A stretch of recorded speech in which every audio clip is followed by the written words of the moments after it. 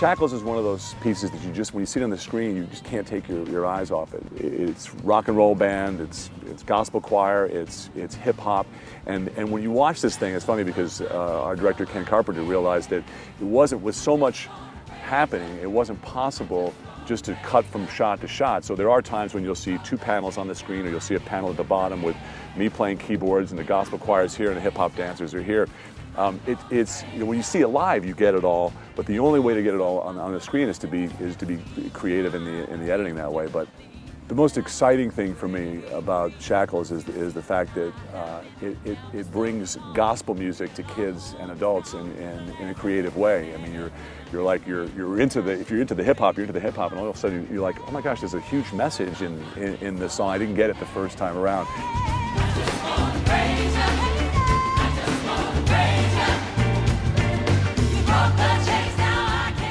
Our job is to love God and to love people, and we're not theologians. We're musicians and we're artists, so we're going to express that the way God created us to do it. And so, we're not going to preach. We're just going to say this is who we are, this is what we're created to be, and enjoy it.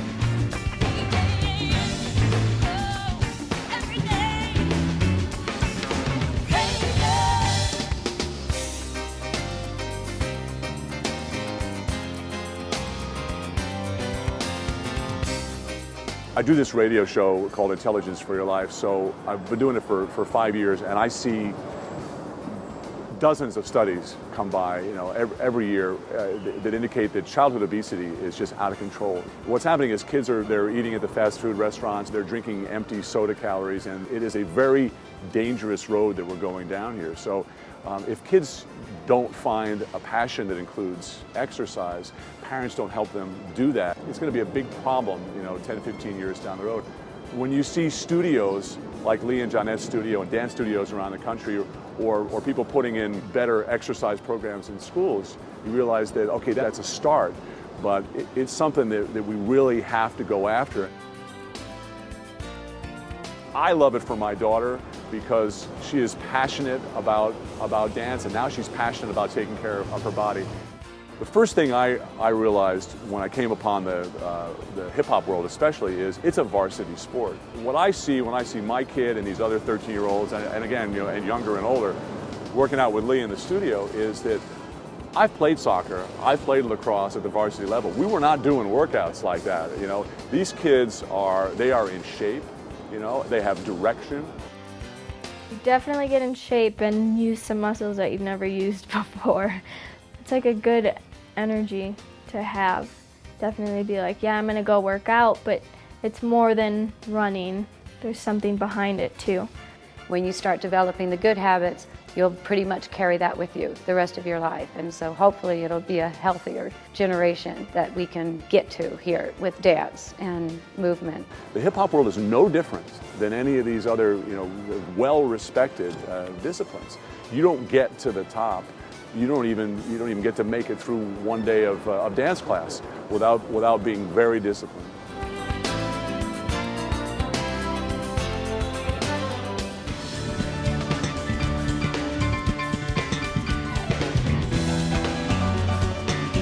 Professionally, I grew up right here in New York City, as a street reporter, riding around in a car, covering fires and explosions and floods and covering City Hall. And so I feel like I know every inch of this city.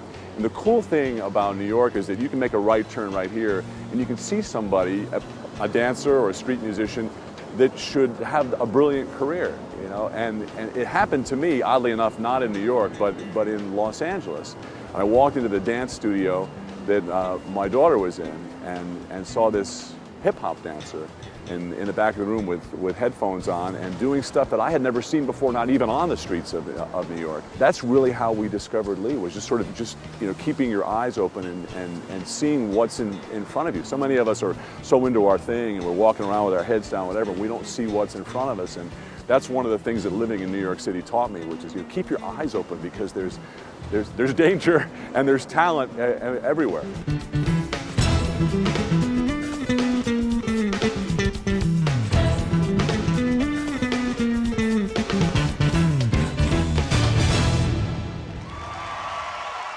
You know, it's interesting walking around here in the streets of Harlem. You know, you look in any direction, you definitely get a flavor for the vibrancy and the danger, the grittiness of the city, and the reputation of hip hop around the world, certainly in America, with a lot of people, is that it's just sort of it's disgusting, it's vile, it can be profane.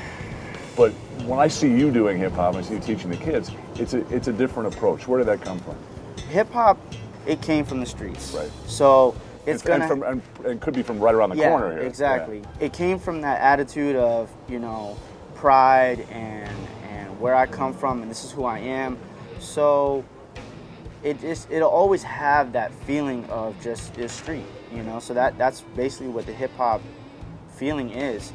How I go about it is just more of the culture, how it took violent manners and threw them away and said, hey, let's settle this on the dance floor. Right, Let's right. make peace, and if I win, don't come in my neighborhood. Right. Or if I win, you know who's better than you. Right. You know what I mean? Exactly. Pride, simple pride. But now it's more of like teaching a foundation. It's actually now it's an art, Yeah. It always has been, but it's more an art.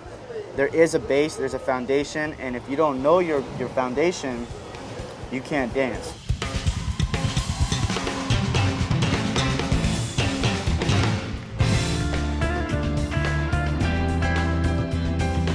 We knew we had Lee. We knew we had our hip hop dancer, but we needed a ballerina. And so Johnette Swider, the choreographer, and Lee's mom, was judging a competition in Las Vegas of jazz and ballet dancers. I said, see if you can find somebody. So this was 1,500 dancers that she was judging with another panel.